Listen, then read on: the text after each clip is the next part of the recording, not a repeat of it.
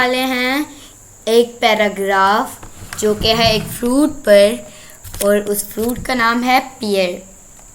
तो आज हम पियर का एक पैराग्राफ पढ़ेंगे।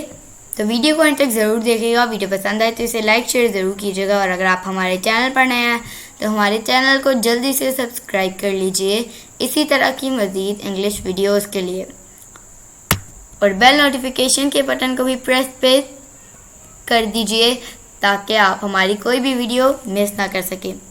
तो चलिए शुरू करते हैं। Hello everyone, my name is pear. I am yellow or green in color. I look like an apple.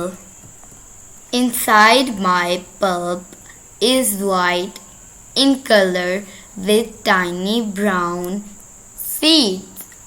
तो ये पढ़ा आज हमने पैराग्राफ, वो भी पियर के बारे में। तो अगर आपको ये वीडियो पसंद आई हो तो इसे लाइक शेयर ज़रूर कीजिएगा, और अगर आप हमारे चैनल पर नए हैं तो हमारे चैनल को जल्दी से सब्सक्राइब कर लीजिए और बेल नोटिफिकेशन के बटन को भी प्रेस कीजिए ताकि आप कोई भी वीडियो मिस ना कर सकें। आपसे मिलेंगे अगली नेक्स्ट वीडियो के साथ। तब तक के लिए अल्लाह हाफिज़।